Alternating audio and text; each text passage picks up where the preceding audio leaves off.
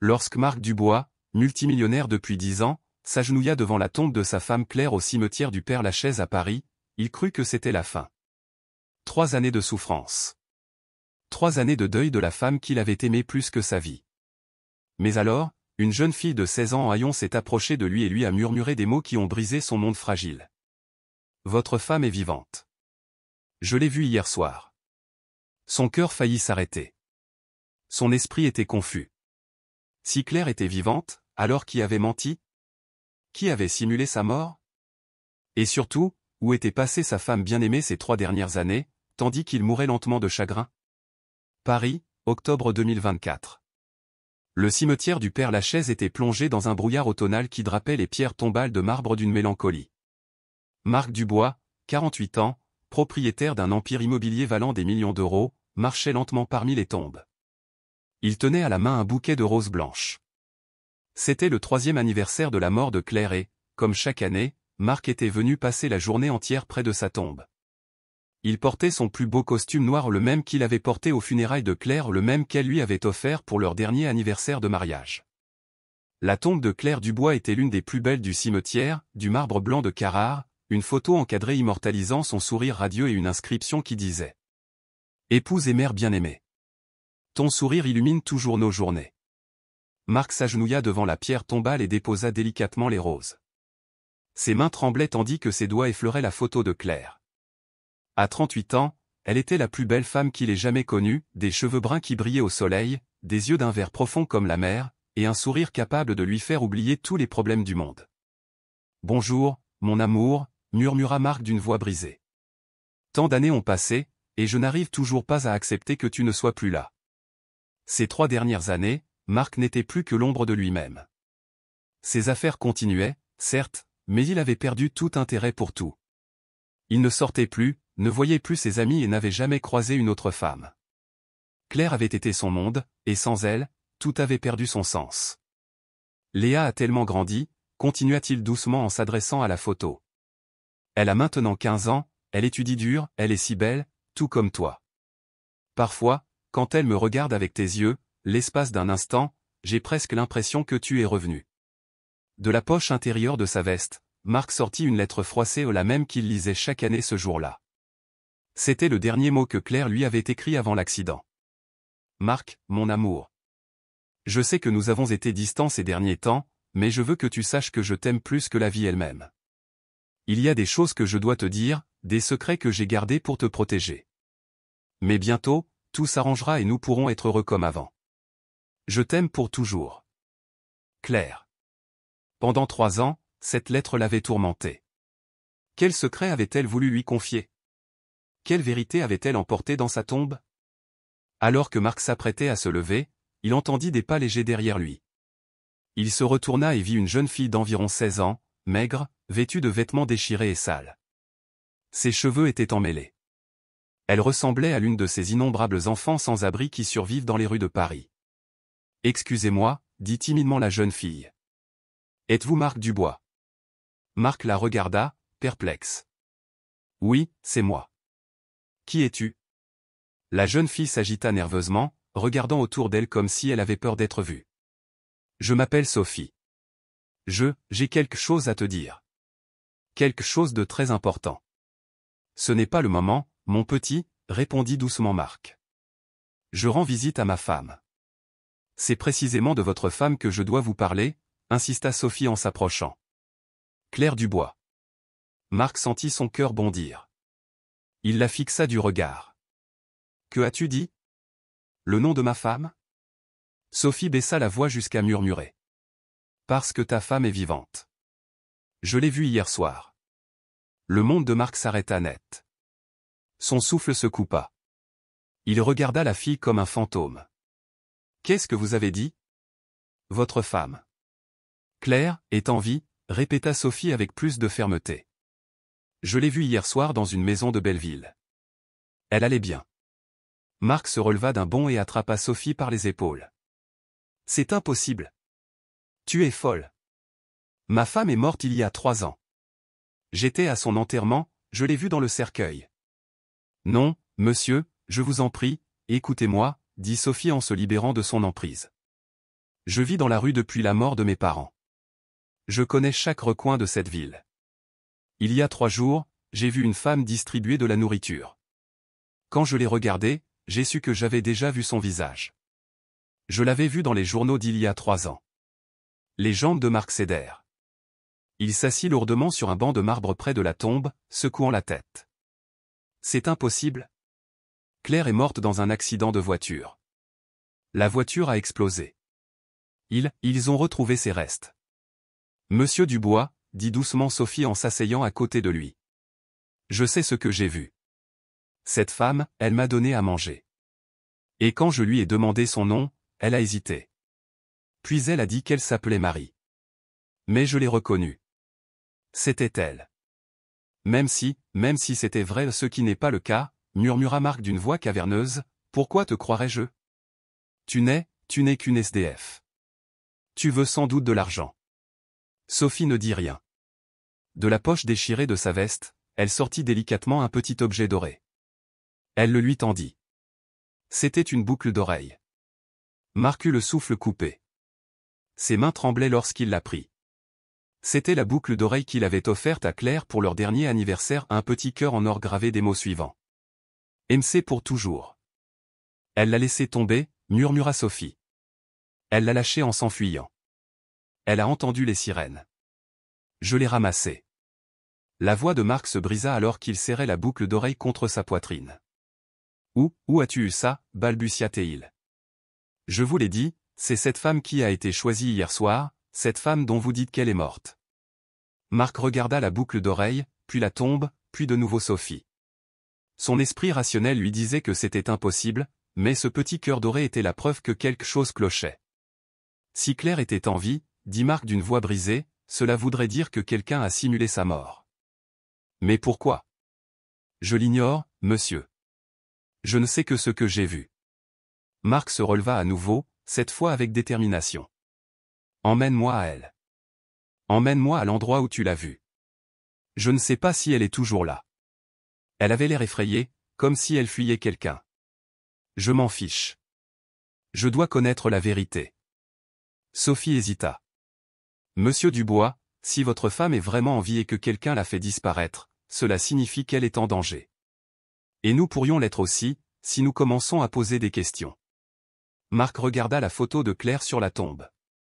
S'il y avait une seule possibilité qu'elle soit en vie, il devait le découvrir, aussi dangereux que cela puisse être. Sophie, dit Marc d'une voix ferme, si tu m'aides à la retrouver, je te donnerai tout ce que tu veux. Une maison, de l'argent, un avenir. Mais tu dois m'aider. Sophie hocha lentement la tête en signe d'accord.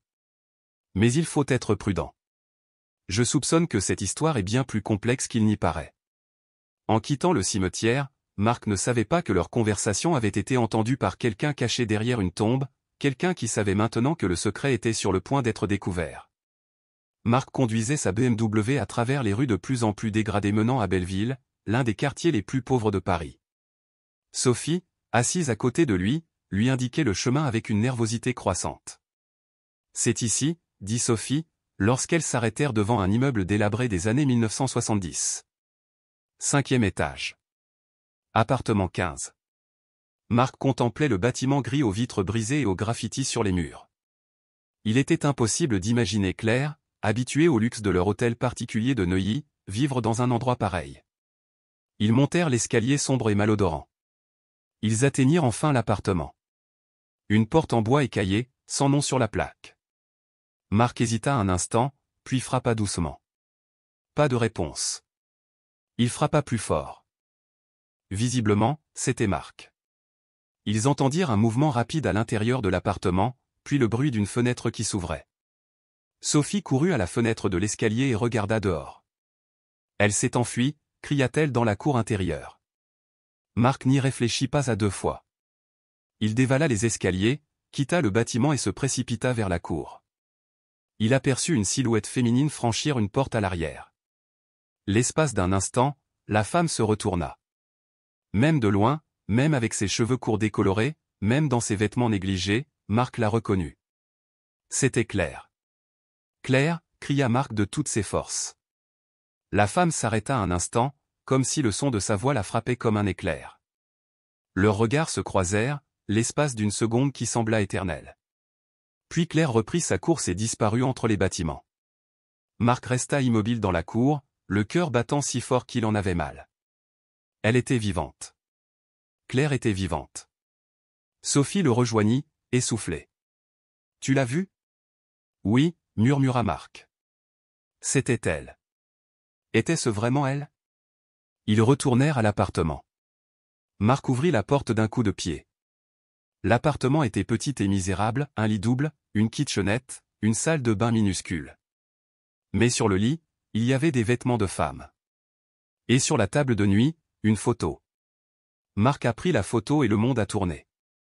C'était une photo de lui, Claire et Léa, prise 2 ans avant la mort de Claire. Mais le plus choquant, c'est que la photo avait été coupée. La silhouette de Marc avait disparu. Seules Claire et Léa étaient restées. « Quelqu'un lui a fait croire que tu étais mort, » dit Sophie en regardant la photo. « Ou alors quelqu'un l'a forcé à cacher sa mort, » répondit Marc. En poursuivant ses recherches dans l'appartement, Marc trouva un autre indice dévastateur, un flacon de médicaments portant le nom de Marie Martin. Il s'agissait d'un pot d'antidépresseur très puissant.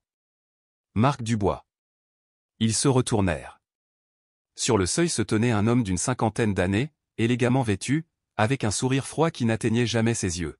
« Qui es-tu » demanda Marc. « Je connais toute la vérité sur votre femme. Et si vous voulez la revoir vivante, vous devez venir avec moi. » Sophie attrapa le bras de Marc. « N'y allez pas. C'est un piège. » L'homme a ri. « C'est une fille intelligente. Mais tu n'as pas le choix. Si tu ne viens pas avec moi, Claire va vraiment mourir cette fois. Et vous deux aussi. » Marc regarda Sophie, puis l'homme. Chaque fibre de son corps lui disait de ne pas faire confiance, mais s'il y avait la moindre chance de sauver Claire, il devait prendre le risque. « D'accord, » dit Marc. « Mais elle vient avec nous. » Il a désigné Sophie. « Comme vous voudrez, » dit l'homme. « Mais rappelez-vous, monsieur Dubois, certains secrets sont mieux gardés. Si vous avez aimé cette histoire, laissez un j'aime et abonnez-vous à la chaîne. Reprenons maintenant la vidéo. L'homme les conduisit à travers Paris jusqu'à une villa isolée en banlieue. Un endroit que Marc n'avait jamais vu, élégant mais sinistre, entouré de hauts murs et de caméras de surveillance. « Qui êtes-vous » demanda Marc en entrant. « Je m'appelle Robert Leclerc. J'étais, disons, l'associé de votre femme. » Claire n'avait pas d'entreprise. Elle était architecte. Elle travaillait pour des cabinets privés. Robert sourit amèrement. « Monsieur Dubois, votre femme avait de nombreux secrets. Et tous étaient très dangereux. » Il les fit asseoir dans un luxueux salon.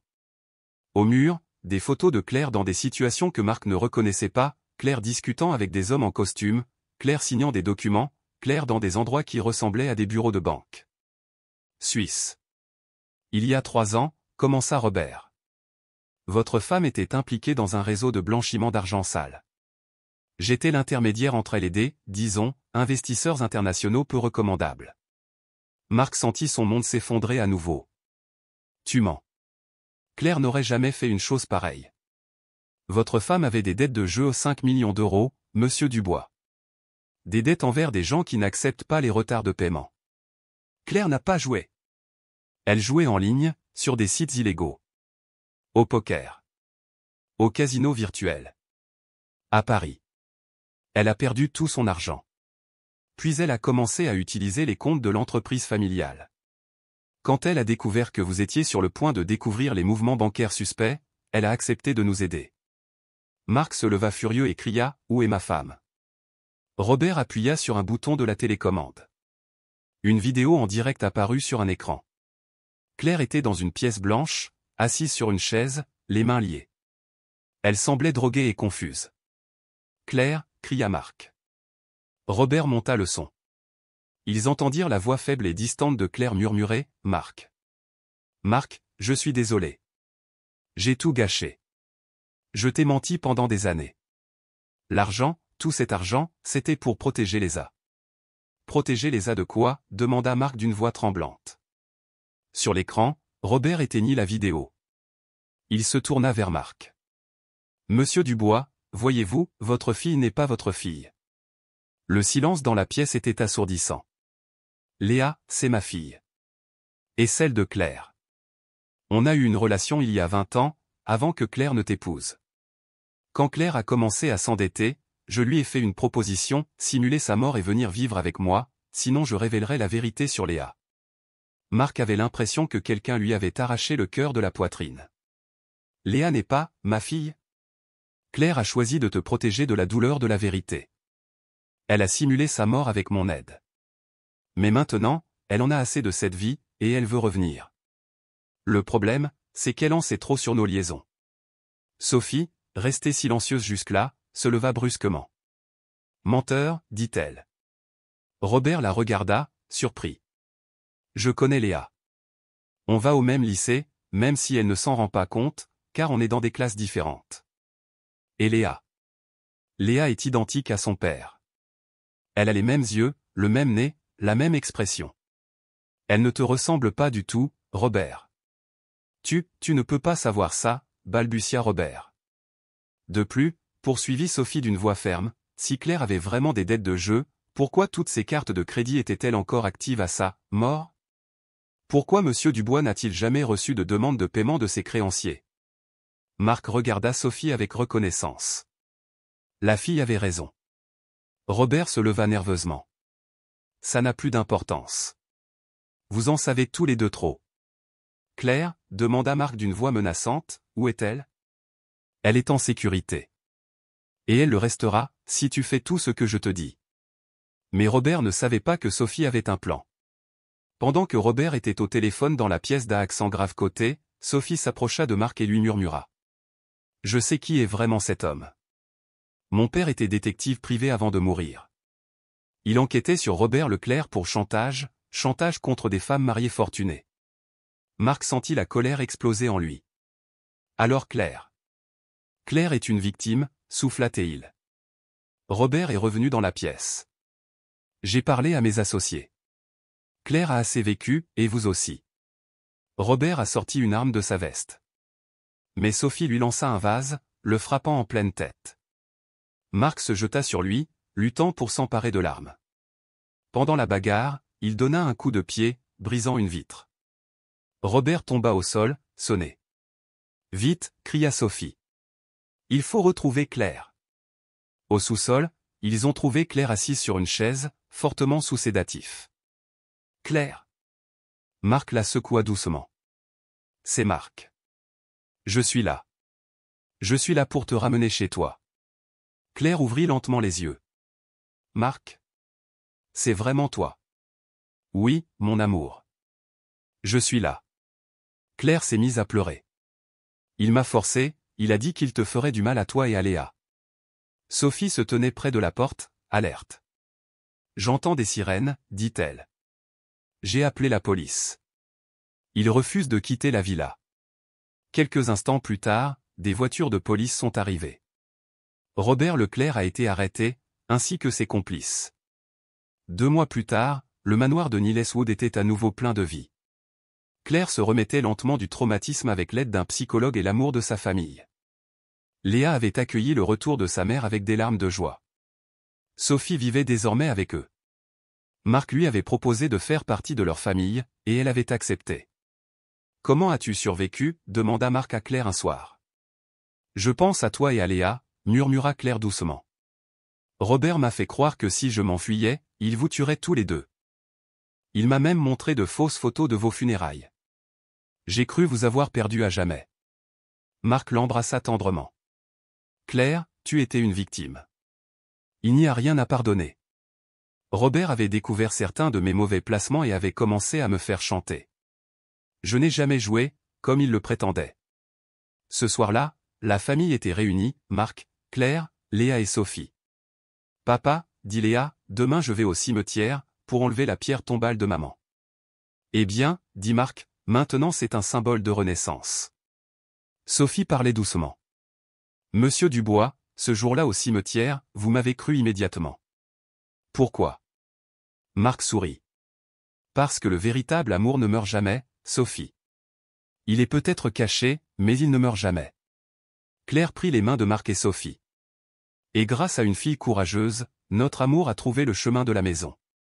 2 ans plus tard, Sophie obtient son diplôme avec les meilleures notes et choisit d'étudier la médecine légale. Je veux aider d'autres familles, a-t-elle déclaré fièrement le jour de sa remise de diplôme. Marc murmura à Claire. Parfois, les anges n'ont pas d'ailes.